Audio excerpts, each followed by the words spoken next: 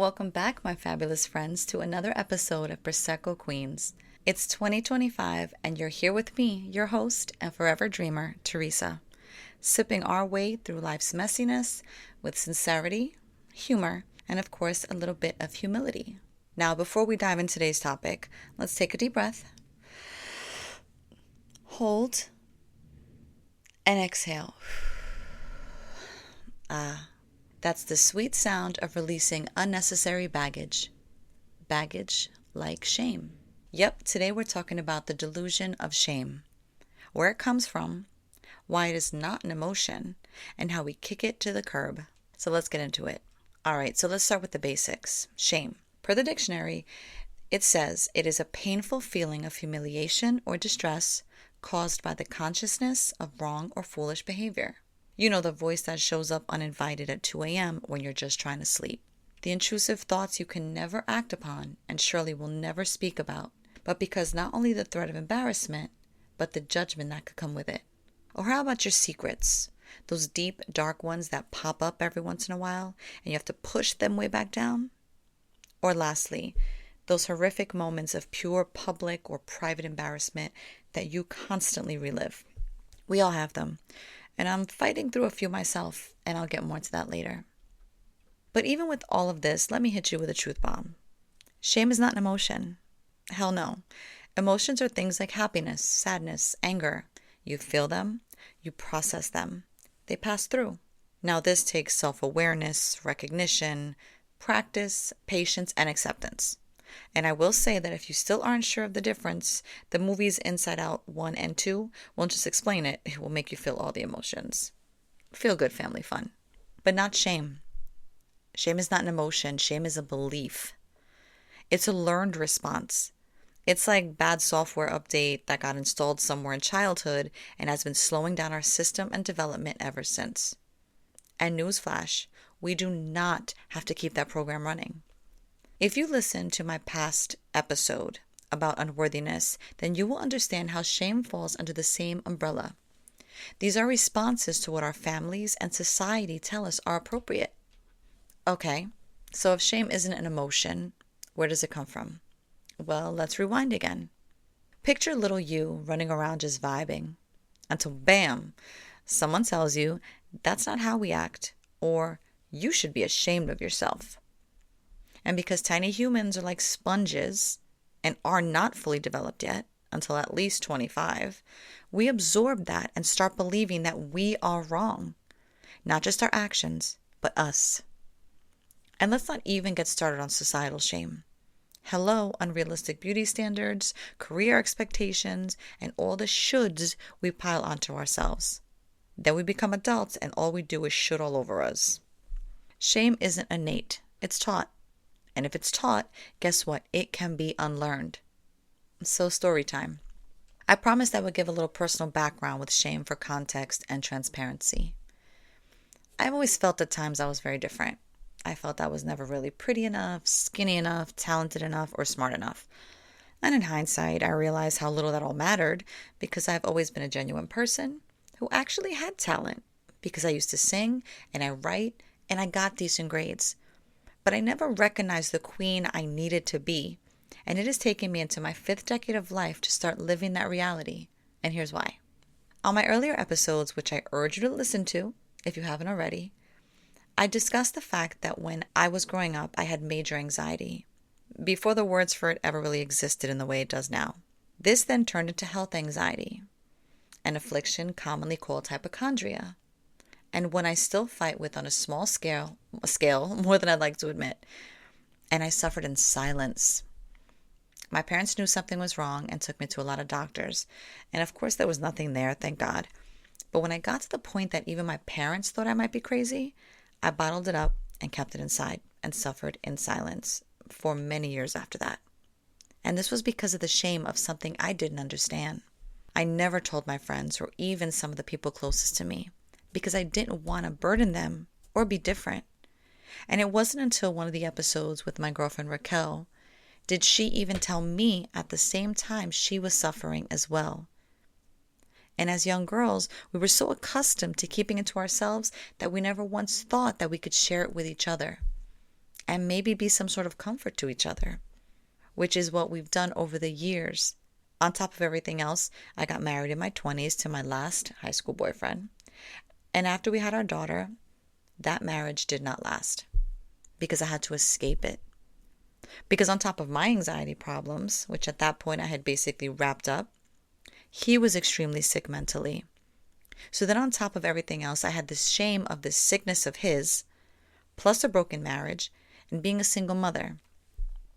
And then just when I find somebody who I'm finally happy with after, and who I think is the love of my life, COVID hits. And I found out that the love of my life was not the person I thought he was.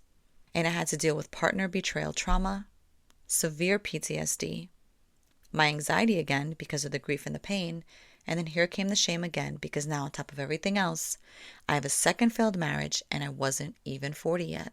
Now I have 2 children with 2 men. And if you hear the stuff that society says about single moms, it's just wild. There's always this judgment about having babies with multiple guys, like women aren't allowed to start over.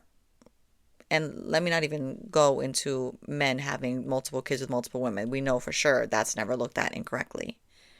But FYI, if we knew the relationship wasn't going to work out, some people may have chosen differently.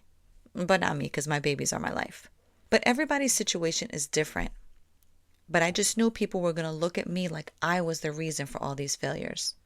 1, because I had his family literally tell me that, even though I was the victim and supporter. And 2, because I was humiliated. I let all these situations dictate who I was because I felt that I allowed them into my life and into my family. I stopped chasing any dreams that I thought I might have had. One of them I laugh and say is kind of dumb, but I still, one of my secrets, I would love to host Saturday Night Live one day. But I digress.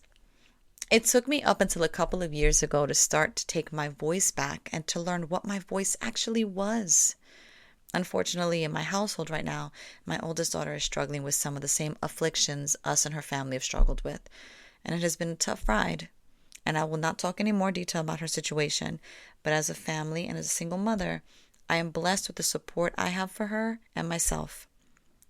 But sometimes I have to try to shake off some of the shame I feel that I could not protect her from something that may just be biological. Now, I know she'll be fine, and she has a very bright future because that's how I've been training my brain. She just has to believe that, as well as you have to believe that for yourself. But because of all the stigmas out there, from everything to sexuality, parenthood, careers, education, culture, and literally everything in between, we always feel like we're not adding up. And as I've gotten older, there are moments that shame seriously creeps up on me. But understanding that there is no shame in having a little shame, as long as you are not letting it take over your life and letting it cause a downfall of your health, whether that be mental or physical. There's always going to be parts of us that we refuse to share with the world, and that's okay, because we are allowed to have moments where we're not only less than perfect, but our shame does not need to come out of the recesses of our mind. Remember though, you have the power to overcome this learned and taught belief. All right, my kings and queens. So now it's time to evict shame from our mental real estate. And here's how. First, we call it out. Shame thrives in silence, just like unworthiness and ego. So say it out loud, journal it, tell your pets or your therapists. And for us more spiritual and religious folks, speak to your angels. Whatever works, but get it out of your head. Secondly, separate yourself from it. You are not your past mistakes or the actions of others thrust upon you. Repeat after me. I am not the things I regret. I am the person who grew from them. Third, reframe the narrative. Instead of I am so ashamed I did that, try I learned something valuable from that experience. Shift the perspective and you will take away its power over you. And lastly, surround yourself with truth tellers. Friends who remind you of who you really are, not who shame says you are. And if you don't have those people yet, hey, I'm here. And I say, you're freaking amazing. So my loves, in closing, let's raise our glasses to kicking shame out the door and choosing self-compassion instead. I know it seems easier said than done, and some shames seem insurmountable because they are so ingrained and deep-seated. but all it takes is the next right thing.